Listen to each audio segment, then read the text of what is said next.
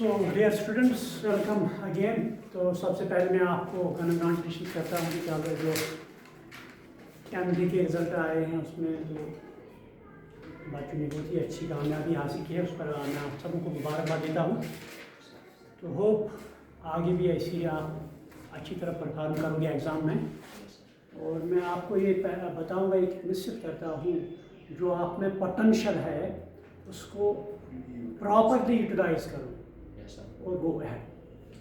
तो जैसा कि आप जानते हैं कि हम ये मॉर्फोलॉजी ऑफ फ्लावरिंग प्लांट्स पढ़ रहे हैं।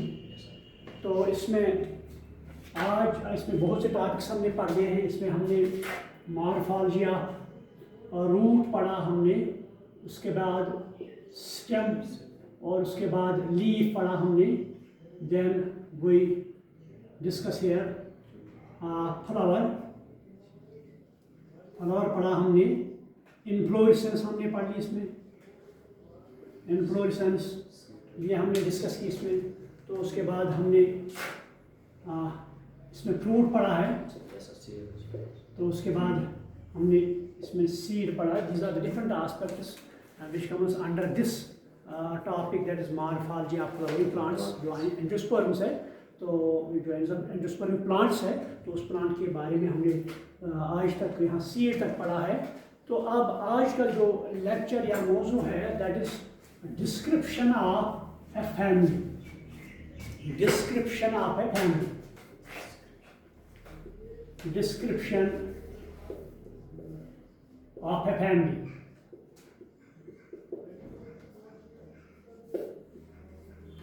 Yeah, how we can describe a family? How we can describe a family? यानी हम फॉर एग्जांपल हम आउटिंग पर जा रहे हैं, हम किसी पिकनिक स्पॉट पर हम जा रहे हैं, तो वहाँ हमने बहुत से प्लांट्स हमने देखे, हमने सपोज। तो अगर हम देखेंगे ये प्लांट्स जो है, ये प्लांट हमने देख लिया, ये प्लांट किस फैमिली से बिलोंग करता है, तो उसके बाद हमने इसके कैरेक्टर्स पढ़ने हैं। तो अगर हमें उस फैमिली के मुताबिक कुछ मतलब फैमिली के बारे में मालूम हो कि उसके जनरल कैरेक्टर्स क्या है, फ्लावर क्या है, बाकी आस्पेक्ट्स, तो then we can see this plant belongs to that family. For example हमने यहाँ पर सपोज हमने यहाँ कोई ग्रास फैमिली का मेंबर हमने देखा, ग्रास। तो जब हम इसको डिस्क्राइब करेंगे तो किसके तरफ हम इसको डिस्क्राइब करेंगे, तो कैसे हम कहेंगे ये प्लांट जो है this belongs to grass family और this belongs to particular family. तो यही आज का मौजू है, आज का टॉपिक है, that is called as how we can describe a family, that is description of a family और फैमिली डिस्क्रिप्शन। तो यहाँ पर हम क्या करते हैं, यहाँ पर जब हम एक प्लांट लेते हैं या एक प्लांट देखते हैं, तो उस प्लांट के सारे पार्ट्स पहले मैं ये बताऊंगा। प्लांट में जो मैंने बता दिया है, प्लांट में दो फेसेस होते हैं। One is called as vegetative, है ना, one is called as vegetative, second is called as reproductive. So these are two phases. तो वेजिटेटिव में इसमें रूट आएगा, इसमें स्टेम आएगा, इसमें लीफ आएगा। तो ये हमने इसके सारे वेजिटेटिव पार्ट्स पढ़ने हैं उसके। एंड अगर हम प्लांट ले लेंगे, फॉर एग्जांपल हमने कोई प्लांट ले लिया, तो प्लांट का हम हर एक पार्ट देखेंगे, उसके कैरेक्टर्स देखेंगे, उसके कैरेक्टर्स डिस्क्राइब करेंगे।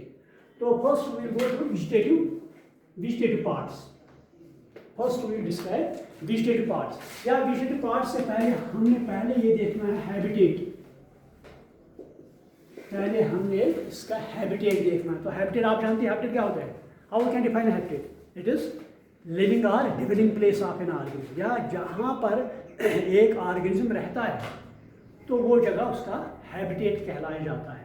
फॉर एग्जांपल एक मछली जो कहाँ रहती है, पानी में रहती है। तो वी आर सेइंग दैट जो पानी है, दैट मीन्स पॉन्ड और whatever it may B, that is the habitat of a fish. या कोई प्लांट खुशकी पर रहता है, तो हम कहते हैं ये उसका हैबिटेट है। तो habitat is defined as living and developing place, living and developing place, या the place where an, इस तरह लिखो आप, the place where an organism lives its life, the place where an organism gives life, that is called as it is habitat. या हम ये कहेंगे, this may be also defined as address.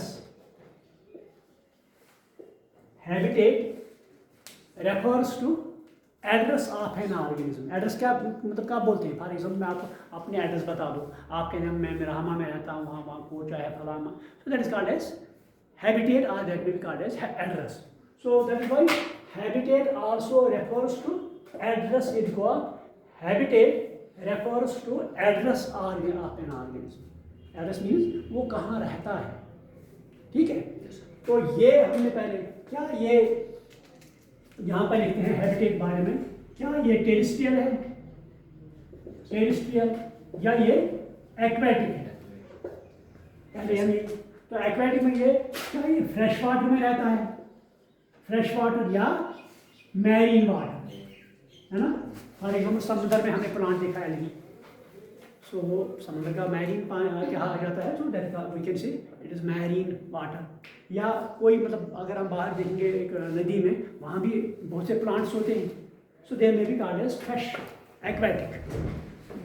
तो terrestrial जो पृथ्वी पर या लैंड पर रहते हैं, तो इसको कहते हैं क्या, हैबिटेट। तो जब भी हम कोई प्लांट देखेंगे तो पहले हम कहेंगे या डिस्क्राइब करेंगे इसका हैबिटेट क्या है, ये कहाँ पर रहता है, एक्वेटिक है, टेरेस्ट्रियल है, या उसका एड्रेस या रहने की जगह कहाँ पर है, that is called as habitat. So पहले ये हमने डिस्कस करना है। तो उसके बाद प्लांट के वेजिटेटिव पार्ट्स, उसके बाद प्लांट्स के वेजिटेटिव पार्ट्स, वेजिटेटिव पार्ट्स। तो वेजिटेटिव पार्ट्स में क्या आता है? पहले रूट।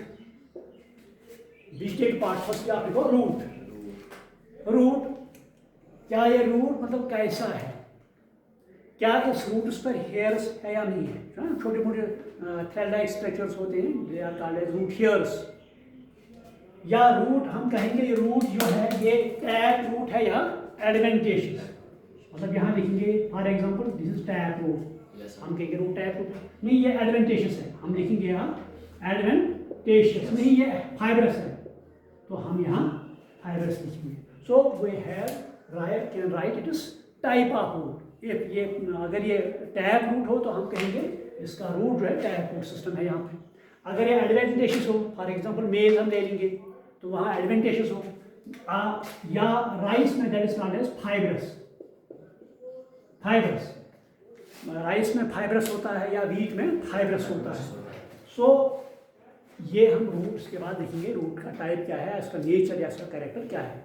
दूसरा पार्ट इसके बाद हम लिखते हैं that is called as stem. Stem लिखेंगे पहले, क्या ये अंडरग्राउंड है या एरियल पार्ट है, यानी जमीन से ऊपर आया है जमीन के नीचे। फॉर एग्जांपल ओनियन ले लेंगे तो उसमें अंडरग्राउंड होता है, यहाँ पर लिखेंगे for example underground, stem is underground. तो अगर किसी उसमें अंडरग्राउंड हो तो हम लिखेंगे स्टेम इज अंडरग्राउंड। अगर नहीं ऊपर आया हो तो हम यहाँ लिखेंगे एरियल, हम यहाँ लिखेंगे एरियल। उसके बाद स्टेम ये देखेंगे या इस पर ब्रांचिंग है नहीं है। अगर स्टेम पर ब्रांचेस होंगे हम कहेंगे ब्रांचेड। फॉर एग्जाम्पल यहाँ स्टेम, इस पर ब्रांचेस है तो हम यहाँ लिखेंगे ब्रांचेड, हम लिखेंगे यहाँ ब्रांचेड। अगर ब्रांचेस नहीं होता हम क्या लिखेंगे, अनब्रांचेड। अगर ब्रांचेस प्रेजेंट हो उस पर तो हम लिखेंगे ब्रांचेड, अगर नहीं हो तो हम क्या लिखेंगे, अनब्रांचेड।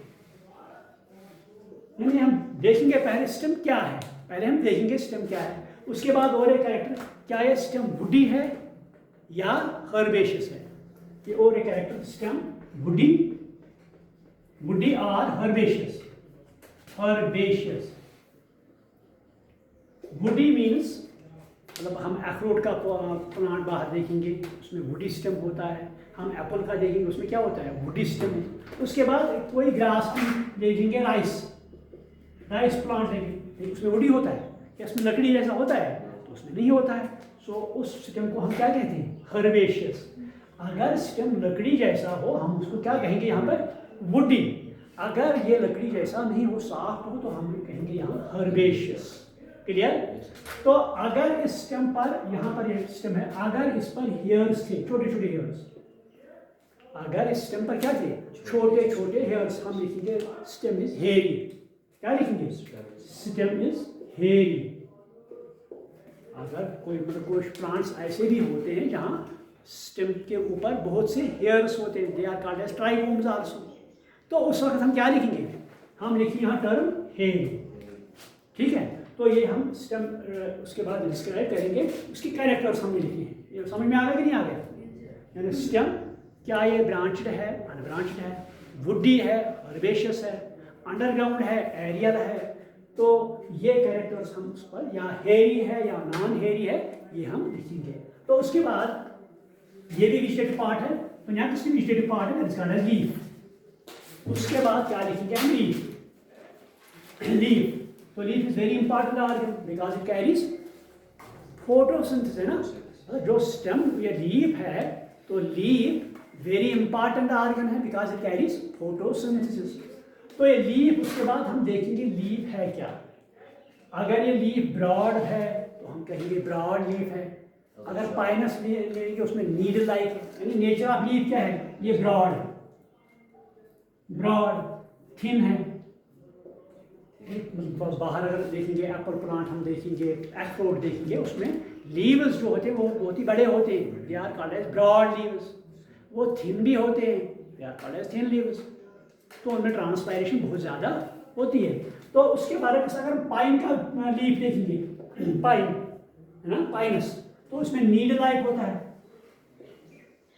उसमें क्या होता है? Needle like. तो हम कहेंगे लीफ इज नीडल लाइक, यानी जिस तरीके से उसकी शेप होगी लीफ की, तो हम उसी एक बार से उसको लिखेंगे। It is broad, thin, it is needle and thick, या other it is spine. Cactus में क्या होता है? सुपाइन लाइक, है ना।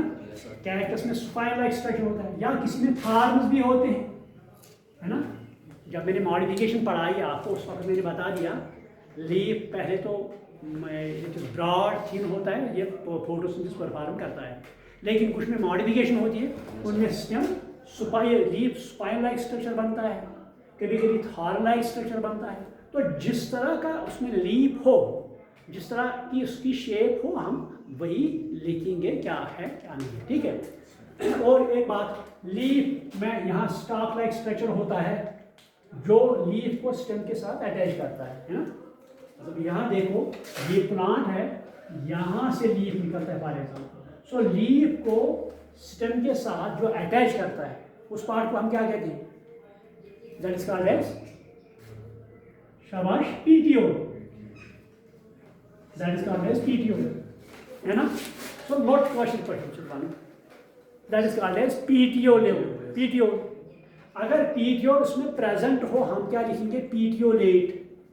अगर पीटियोल प्रेजेंट हो तो हम क्या लिखेंगे यहाँ पर?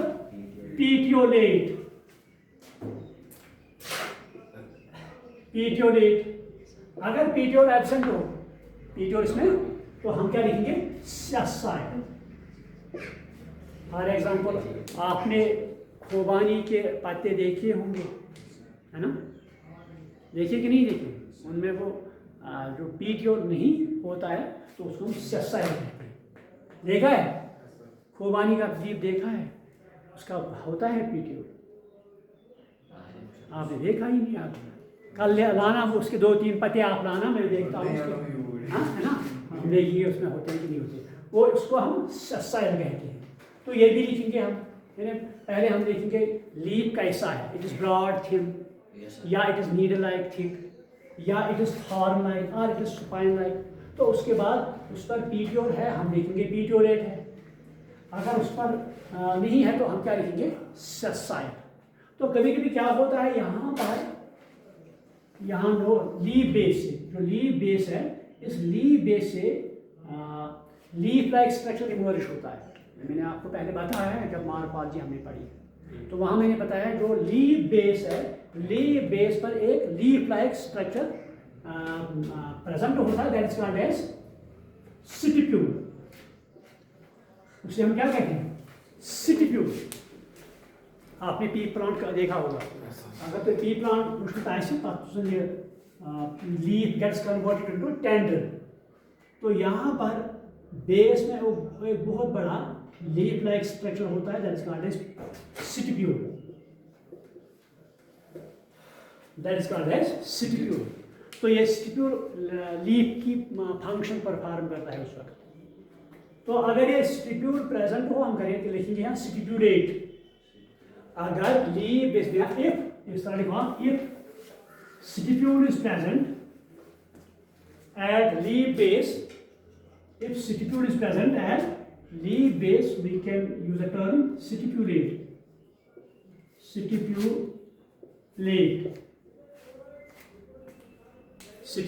अगर stipule absent हो तो हम कहेंगे ex stipulate.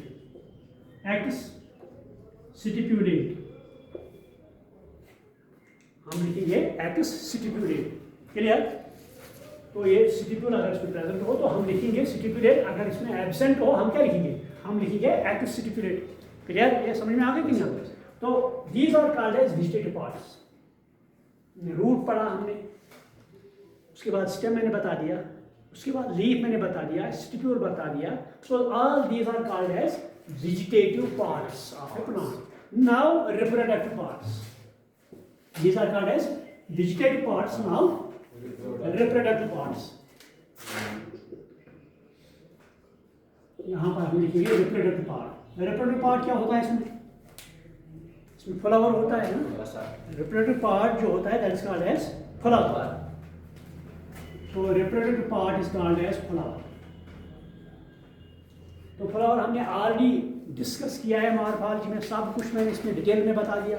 क्योंकि हमने अब फैमिली डिस्क्राइब करनी है तो यहाँ मैं फिर से थोड़ा थोड़ा बताऊंगा। तो उसके बाद हमने फ्लावर डिस्क्राइब करना है। तो पहले क्या लिखेंगे फ्लावर के बारे में। फॉर एग्जाम्पल यहाँ पर हम बनाएंगे फ्लावर,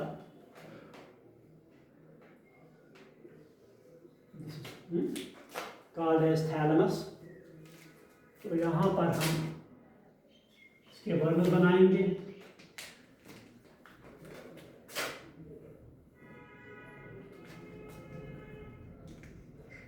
यहाँ पर और एक वर्ग होता है, बीच में यहाँ और एक वर्ग होता है। तो यहाँ पर मान लो दिस स्टेम है ना, दिस स्टेम। तो स्टेम के नोड से ये लीफ भी इस पर बड़ होता है, उसी से फ्लावर भी बनता है। अगर आपको याद होगा मैंने ये बता दिया आपको। तो flower this is defined as modified shoot. ये भी मैंने आपको बताया, flower is defined as modified shoot. मैंने आपको बताया यहाँ पर नोड्स होते हैं। तो जब इस प्लांट में रिप्रोडक्टिव स्टेज आता है तो उस वक्त नोड, ये इंटरनोड है यहाँ पर, this is node, between nodes it is internode. तो उस वक्त इंटरनोड की लेंथ क्या होती है, रिड्यूस होती है, कम होती है। तो यहाँ node gets condensed, here forms a bud. तो उस बड से फ्लावर बनता है, that is why we can call it as modified shoot. तो फ्लावर अगर हम देखेंगे, इस फ्लावर को पहले इसमें भी एक स्टॉक होता है। सब मान लो ये फ्लावर है, इस फ्लावर में भी स्टॉक होता है। जिस तरह लीफ में पीटियोल होता है, इसी तरह इसमें भी स्टॉक होता है। मगर इस स्टॉक को क्या कहते हैं, पेडिकल। यानी ये देखो, the flower is attached to stem with stalk. The flower is attached to stem with a stalk-like structure called as pedicle. Called as pedicle. Called as pedicle. अगर इस पेडिकल, इसमें भी कॉल्ड एज पेडिकल। अगर इस flower में pedicle present हो, अगर इस फ्लावर में क्या पेडिकल प्रेजेंट हो, तो उस वक्त हम कहते हैं, लिखते हैं टर्म पेडिसिलेट। क्या लिखते हैं, पेडिसिलेट। यानी if pedicel is present we write it as pedicellate. अगर इसमें ये पेडिकल एब्सेंट हो, यही मैं आपको बताऊंगा। आपको ये बादाम है, उसका होता है पेडिकल, देखा है मत देखा है। So that is called as sessile. If pedicle is absent, so it is called as sessile flower. अगर प्रेजेंट हो then it is called as pedicellate flower. अगर इसमें ये एब्सेंट हो तो उसको हम क्या बताएंगे, उसको हम बताएंगे sessile. Clear? You are correct ना? Yes, sir. That is called as sessile. तो कभी कभी क्या होता है, ये बेस ऑफ पेडिकल जो होता है, मोड़ की तरफ आप देखो, this is base of pedicle या बेस ऑफ फ्लावर। यहाँ पर कभी कभी यहाँ बेस पर small leaf like structures present होते हैं। कभी कुछ आप प्लांट्स देखेंगे Yes, sir. तो यहाँ पर फ्लावर है, this flower, Yes, sir. Flower के बेस पर, बोर्ड की तरफ आप सब देखो, फिर बाद में फ्लावर के बेस पर leaf like structure, they are in pairs, Yes, sir. दो होंगे leaf like structure. These leaf like structure, these are called as brackets, these are called as brackets. यानी at base of pedicel there may be a pair of small leaf-like structure, There may be. small leaf-like structure, which are called as bracteates. Called as bracteates. तो अगर ये brackets कुछ plants में present होंगे, लेकिन कुछ plants में ये एब्सेंट भी होंगे। दोज प्लांट्स, आप इस तरह के those plants where flower has brackets, that is called as bracteate. Bracteate, that is called as bracteate. तो इसको हम शॉर्ट में लिखते हैं BR full stop। Bracteate, and brackets present, those plants where brackets are present, they are called as bracteate flowers। तो इसको हम denote करते हैं B capital B small r से, BR full stop। क्लियर? अगर ये ब्रैकेट्स एब्सेंट हो, कुछ प्लांट्स ऐसे भी होंगे उनके फ्लावर के बेस पर ये ब्रैकेट्स नहीं होंगे, so they are called as ebracteate. They are called as ebracteate. आप सर लिखो, the flowers where brackets are absent, the flowers where brackets are absent, they are called as ebracteate. They are called as ebracteate. इसको हम denote करते हैं EBR। इसको हम denote कैसे करते हैं? EBR। ये आप याद रखना क्योंकि हमें जरूरत लगी है terms. Yes, sir. Bracket BR, bracket EBR। Clear? Yes, sir. उसके बाद कभी कभी क्या होता है, यहाँ तो मान लो ये तो यहाँ पर ये ब्रैकेट है, ब्रैकेट्स है। कभी कभी ब्रैकेट के बाद इस पेडिकल पर, यानी फ्लावर के पेडिकल पर कभी कभी, यानी ब्रैकेट्स के बाद, ब्रैकेट्स के आगे कभी कभी इस प्लांट में और स्मॉल लीफ लाइक स्ट्रक्चर्स होते हैं, यानी बीच में फ्लावर और पेडिकल इस बेस के दरमियान Yes, sir. यहाँ पर और स्मॉल लीफ लाइक स्ट्रक्चर्स होते हैं, तो उनको हम ब्रैक्टियोल्स कहते हैं। एक तो बेस पे क्या होंगे? ब्रैकेट्स। कभी कभी आप बोर्ड की तरफ देखो, कभी कभी ब्रैक्टेट या ब्रैकेट्स और इस फ्लावर के दरमियान यहाँ पर और स्मॉल लीफ लाइक स्ट्रक्चर्स होंगे, तो उनको हम ब्रैक्टियोल्स कहते हैं। They are called as bracteoles. Bracteoles यानी in some plants there may also be present small leaf like structures between brackets and this flower. They are called as bracteoles between brackets and flower. They are called as bracteoles, TIOLES. They are called as bracteoles. And between brackets and flower, leaf-like structures, they are called as bracteoles. तो जब bracteoles present होंगे, कुछ plants आप देखेंगे उनमें bracteoles present है, Yes, sir. कुछ देखेंगे उनमें ब्रैक्टियोल्स एब्सेंट है। जिसमें प्रेजेंट है उस फ्लावर को हम कहते हैं ब्रैक्टियोलेट। ब्रैक्टियोलेट यानी the flower where bracteoles are present, the flower where bracteoles are present, they are called as bracteolate. तो उसको हम डिनोट करते हैं BRL, ब्रैक्टियोलेट। तो कुछ प्लांट्स आप देखेंगे उनमें ब्रैक्टियोल्स एब्सेंट है, तो उसको हम कहते हैं ebracteolate, bracteolate. And the flower where bracteoles are absent, the flower where bracteoles are absent, so these flowers are called as abracteolate. Clear? Yes sir. तो उसको हम डिनोट करते हैं EBRL। Yes sir. आपको समझ में आ गया? Yes sir. एक तो ब्रैक्टेट Yes. BR, दूसरा तो एब्रैक्टेट EBR, Yes, sir. एक तो ब्रैक्टियोलेट BRL, दूसरा तो इब्रैक्टियोलेट EBR। क्लियर? Yes. उसके बाद क्या होता है, उसके बाद यहां पर एक स्टेज लाइक स्ट्रक्चर होता है और प्लेटफॉर्म लाइक स्ट्रक्चर होता है जिस पर फ्लावर के पार्ट्स Yes sir. प्रेजेंट होते हैं। तो इस स्ट्रक्चर को हम क्या कहते हैं? This is called as thalamus. This is called as thalamus, in the structure on which floral parts are present. The structure या the philosophic shape या तो लिखिए प्लेटफॉर्म लाइक स्ट्रक्चर या stage like structure on which floral parts are present, that is called as thalamus, that is called as thalamus, or this is also called as receptacle, or this is also called as torus, this is called as torus।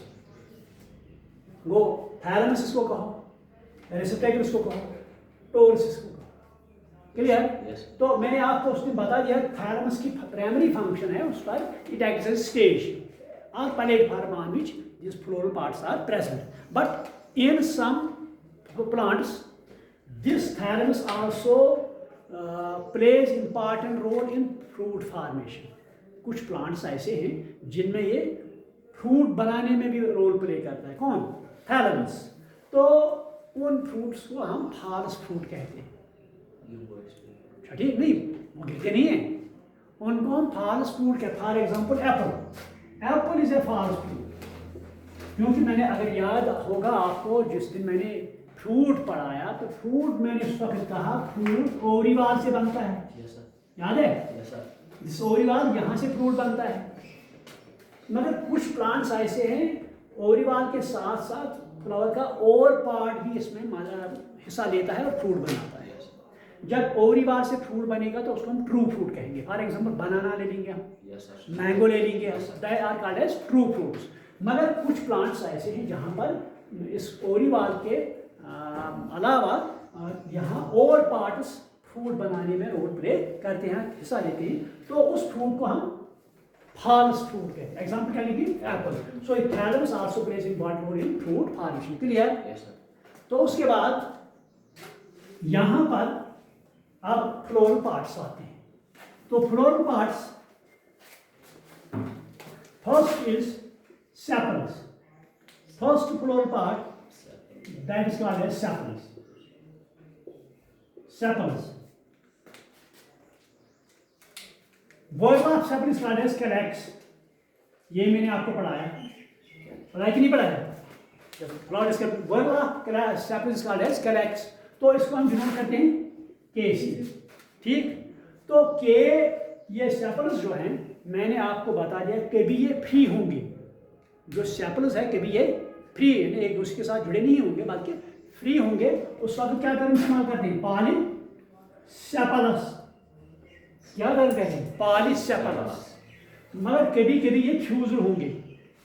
ये sepals क्या मतलब फ्यूजल होंगे, free, this is फ्यूजल। Free होंगे हम use term करते हैं कौन सी? पॉलीसेपलस। अगर फ्यूजन होंगे तो हम करते हैं इस्तेमाल क्या? गैमोसेपलस। Gamosepalous are fusion. तो उस वक्त हम फॉर एग्जांपल ये फ्लावर इसमें 4 सेपल्स है। फॉर एग्जांपल इसमें 4 सेपल्स है। अगर ये फ्री होंगे हम लिखेंगे K4। हम क्या लिखेंगे? K4। अगर उसमें ये फ्यूजन तो 4 को हम ब्रैकेट्स में रखते हैं। Yes, sir. ये याद रखना। अगर फ्री होंगे तो हम ये नंबर जो है इसको हम ब्रैकेट्स में नहीं रखेंगे।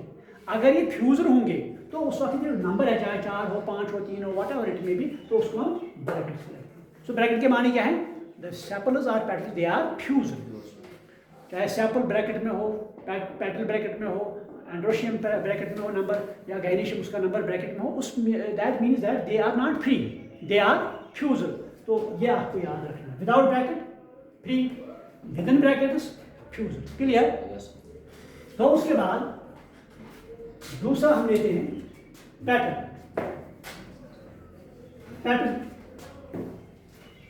पैटर्न्स। तो पैटर्न जब हम लेते हैं, वर्ब ऑफ पैटर्न्स का डिस्कस होगा, ये मैंने आपको बता दिया। Yes. पता है कि नहीं बताया? हमने थोड़ा डिस्कस। वर्ब ऑफ पैटर्न्स का डिस्कस होगा, तो इसको हम डिनोट करते हैं सी से, सी फॉर करोड़। तो उसका नंबर क्या है? यहाँ मान लो सैपल का नंबर कितना है? 4। यहाँ पर भी फॉर एग्जाम्पल 4, हम लिखेंगे C4। अगर ये 3 होंगे तो उनको प्रैक्टिस में नहीं लिखेंगे, यानी पॉलीपेटलस। यहाँ पर हम कंडीशन लिखेंगे पॉलीपेटलस।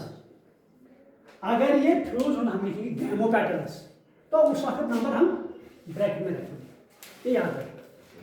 अगर 3 होंगे तो ये ब्रैकेट्स में नहीं रखेंगे नंबर। अगर ये फ्यूजन होंगे तो उस वक्त क्या करेंगे हम इस नंबर को ब्रैकेट्स में लिखेंगे। Clear? You are clear? Both this patterns and sepals, these are called as non essential parts of it. मतलब ये भी मैंने बात आ जाएगा, तो मैंने बताया जब रिप्रेशन होती है तो इनका डायरेक्ट रोल रिप्रेशन में नहीं होता है, बल्कि इनका इनडायरेक्ट रोल होता है, क्योंकि पैटर्न्स पहले तो ये प्रोटेक्शन करते हैं फ्लोर को। Yes, sir. Number 1। Number 2, patterns ये पॉलिनेशन में हिस्सा लेते हैं, पॉलिनेशन में मदद करते हैं, क्योंकि these attract insects, they are coloured, Yes, sir. they attract insects, number 1. They also produce nectar, so insects come visit flower and collect nectar. Yes. उसके साथ साथ पॉलिनेशन भी होती है। so उस वक्त हम कहते हैं जो पेटल्स हैं they help in pollination। उस वक्त उनका रोल डायरेक्ट नहीं बनता है, बल्कि इनडायरेक्ट रोल बनता है, इसीलिए हम उनको कहते हैं non essential parts of a role. Clear? तो उसके बाद अब third verb that is called as male reproductive part, that is called as stamen. Stamen, यहां पर हम लिखेंगे stamen. Male reproductive parts are called as stamens. ठीक? तो स्टेमन्स उनका नंबर 3 होगा, 4, 5, 5, depends upon the species. For example यहां number है 10, सपोज नंबर है 10। तो verb of stamen is called as androecium. ये भी मैंने आपको बता दिया कि नहीं? बता दिया कि नहीं बताया? Verb of stamen is called as androecium. तो एंड्रोशियम को हम डिनोट करते हैं ए से। क्लियर? तो उसके बाद मैंने बता दिया ये स्टेमन्स जो है ये भी फ्री हो सकते हैं, ये फ्यूजर भी हो सकते हैं। अगर ये फ्री होंगे तो उस वक्त पॉलीएंड्रस कंडीशन, क्या कहेंगे? Polyandrous condition, polyandrous condition. अगर ये तो उस वक्त ये ब्रैकेट में नहीं लिखेंगे। अगर ये फ्यूजन होंगे तो उस वक्त फॉर एग्जांपल 8, 10 पॉलीएंड्रस, ये ब्रैकेट्स में नहीं लिखेंगे। अगर ये फ्यूजन होंगे तो 10 को किस में? ब्रैकेट में रखेंगे। ब्रैकेट का माने क्या है? These are fusion. Clear this point? उसके बाद मैंने ये भी बता दिया ये स्टेमन्स जो होते हैं ये ग्रुप्स बनाते हैं, ये बंडल्स बनाते हैं। याद है कि नहीं आई? जब मैंने फ्लावर डिस्कस किया तो उस वक्त मैंने बता दिया आपको जो स्टेमन्स होते हैं ये ग्रुप्स बनाते हैं, एक group, 4 group, 5 group, whatever it may be. So those groups are called, that condition called as adelphous. क्या कहते हैं उसको? एडल्पस। अगर इसमें 2 ग्रुप्स होंगे तो हम डाई, अगर एक ही ग्रुप होगा मोनो एडल्पस, 2 होंगे डाई एडल्पस, 3 होंगे ट्राई, बहुत से होंगे पॉली एडल्पस। फॉर एग्जांपल यहाँ पर 9+1 कंडीशन, फॉर एग्जांपल हम यहाँ लिखिए A 9+1, फॉर एग्जांपल 9 फ्यूजर है, इसको हम ब्रैकेट्स में लिखेंगे। सो दीज आर 2 बंडल्स। 9 जो है उनका एक अलग ग्रुप है, एक तो अलग है। सो दिस कॉल्ड एज डाइस्टेबलस कंडीशन। तो यहाँ पर इसको हम लिखेंगे, अगर ये फ्री होंगे तो ब्रैकेट्स में नहीं लिखेंगे, अगर फ्यूजन होंगे तो उस वक्त हम इसको ब्रैकेट में लिखेंगे। कभी कभी क्या होता है, कभी आप देखेंगे ये स्टेमन जो है, ये बोर्ड की तरफ आप देख लो, ये स्टेमन जो है आपको लगेगा ये पैटर्न से निकलते हैं, ऐसा लगेगा ये पैटर्न से अटैच है। यहाँ पर मैं ये स्टेमन है, यहाँ पर आपको लगेगा दिस अटैच्ड विद पेटल। तो उस वक्त हम कंडीशन करते हैं यूज या टर्म एपिपेटलस। एपिपेटलस कब? जब ये स्टेमन या मेल रिप्रोडक्टिव पार्ट या androecium they emerge from this petals और they are just attached with petals, उस वक्त हम स्टेमन को क्या कहते हैं? एपिपेटलस। क्या कहते हैं? एपिपेटलस। तो उस वक्त किस तरह हम डिनोट करेंगे ये मैं दिखाऊंगा आपको। मान लो यहाँ पर ये करोला है, दीज आर 5, ये 3 है। उसके बाद क्या लिखा हूँ मैं? एंड्रोशियम। एंड्रोशियम फॉर एग्जाम्पल ये 5 है, ये 3 है, मगर ये पेटल से जुड़े हुए हैं। तो उस वक्त हम एरो लगाते हैं। बोर्ड की तरफ देखो आप, एरो ऐसे ए और सी के ऊपर हम एक एरो लगाते हैं। So this shows are indicators that these stems are attached with petals.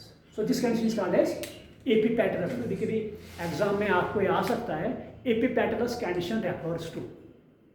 जब आपको याद होगा कि हमने पढ़ा है ये स्टेम्स जो होते हैं they are attached with petals, so that condition is called as epipetalous. या कभी कभी इतना ही आएगा this denotes, this arrow denotes. तो उस वक्त आपको ये याद होना चाहिए। तो हमने ये पढ़ा है कि जब स्टेमिनस किसके साथ, पेटल्स के साथ हो, तो उस वक्त हम टर्म इस्तेमाल क्या करेंगे? एपिपेटलस। क्लियर? तो उसके बाद फोर्थ पार्ट आता है फीमेल रिप्रोडक्टिव पार्ट।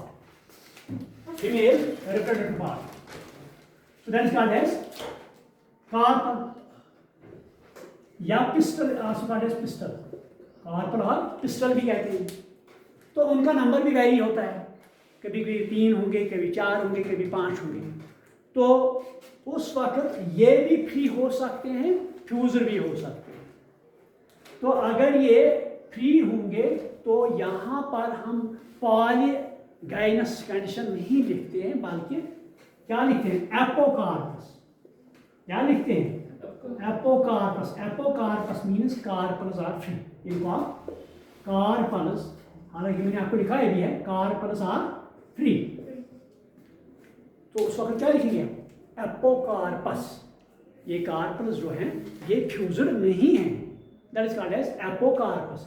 अगर ये फ्यूजर होंगे, मतलब यहाँ 1 और 2 का ये फ्यूजर है, तो उस वक्त हम टर्म इस्तेमाल करते हैं सिनकार्पस। कौन सी टर्म? सिन। सिन मीन्स फ्यूजन। जब 2 मिलेंगे उसको सिन कहते हैं। जब फर्टिलाइजेशन होती है, आपने पढ़ा होगा 10th में, fertilization that's also called as syngamy, है ना? पढ़ा कि नहीं पढ़ा?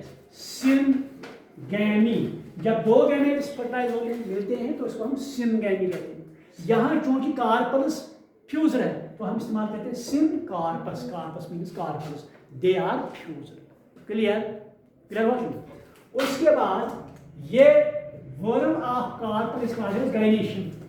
Worm of carpel is called as gynoecium. तो इसको हम डिनोट करते हैं जी से। गाइनेशन डिनोट करते हैं जी से। तो यहां पर एक कंडीशन या 2 कंडीशन हो सकती है फ्लावर के।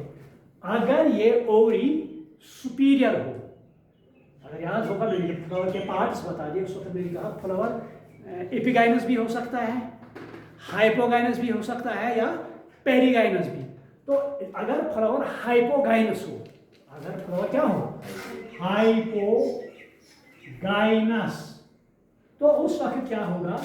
ये ओवरी जो है ये ऊपर होगी, बाकी जो पार्ट्स होंगे नीचे होंगे। तो उस वक्त ओवरी सुपीरियर कहलाई जाएगी। आपको ओवरी में भी सुपीरियर, ओवरी में भी सुपीरियर, ओवरी में भी सुपीरियर और इंफीरियर। ओवरी में भी सुपीरियर और इंफीरियर। ओवरी में भी सुपीरियर और इंफीरियर। क्लियर? अगर सुपीरियर हो तो उस वक्त हम जी के नीचे लाइन खींचते हैं ओवरी की तरफ।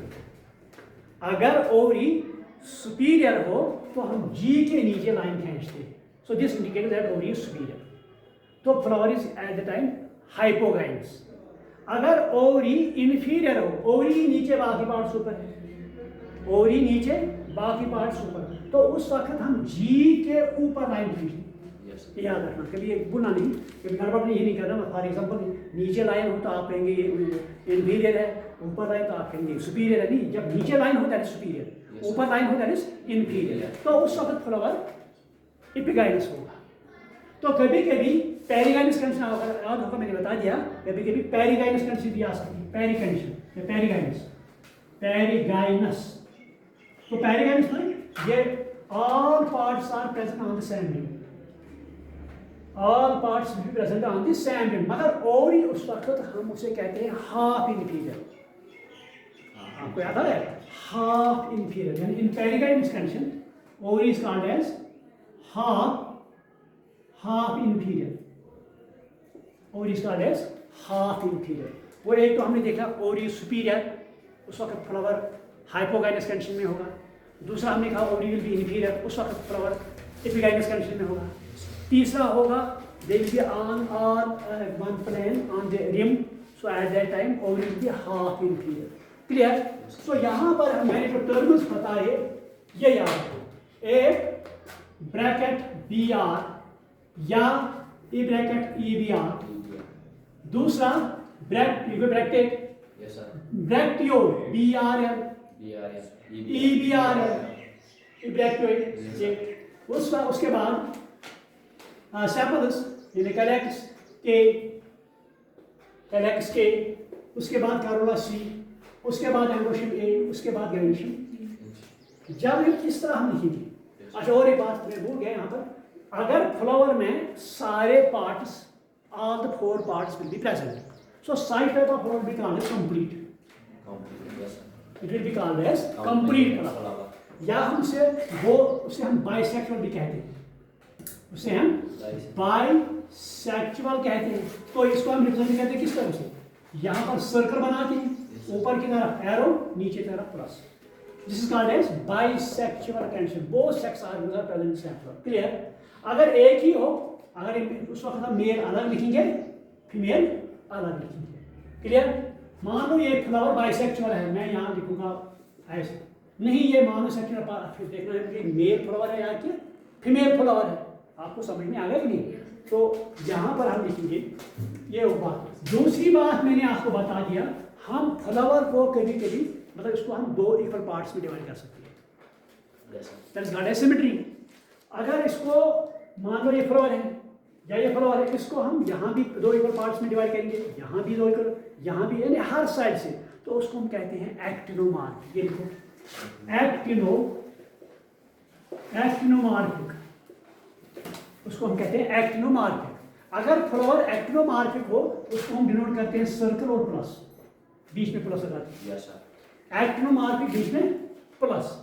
अगर उसमें 2 इक्वल पार्ट्स होते हैं मगर ऑल साइड्स नहीं होते, फॉर एग्जाम्पल यहाँ से 2 इक्वल पार्ट्स करेंगे, यहाँ से नहीं होंगे, यहाँ से करेंगे, यहाँ से नहीं होंगे, so that is called as zygomorphic. यानी if a flower can be divided into 2 parts only at one plane, if flower is divided into 2 parts but only in one plane, that is called as ज़ाइगोमार्फिक।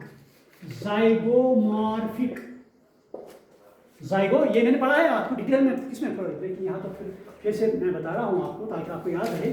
तो उसको हम किस तरह denote करेंगे, एक लकीर लगाएंगे इस तरह, और यहाँ पर एक डॉट, नीचे से एक dot, so this will be called as ज़ाइगोमार्फिक।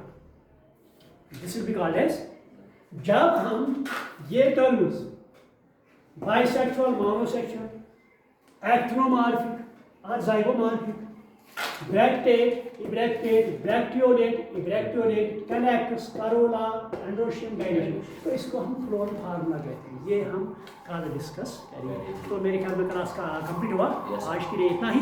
कोई कन्फ्यूजन, कोई क्वेश्चन, ये क्लियर हुआ फ्लावर को किस तरह हम, एक प्लांट को किस तरह हम डिस्क्राइब करेंगे, यहाँ तक हम पहुँच गए। अब 2 पार्ट्स यहाँ रहते हैं, एक तो फ्लोरल फार्मूला, दूसरा तो इसमें है फ्लोरल डायग्राम। तो ये कल हम और एक लेक्चर इसमें हमने लगाना है, तो ये कल हम मॉर्फोलॉजी कंप्लीट करेंगे। तो मंडे से हम इंशाल्लाह एनाटॉमी ले लेंगे, ठीक है। सो टिल दैट, सो आज के लिए इतना ही। Thank you very much.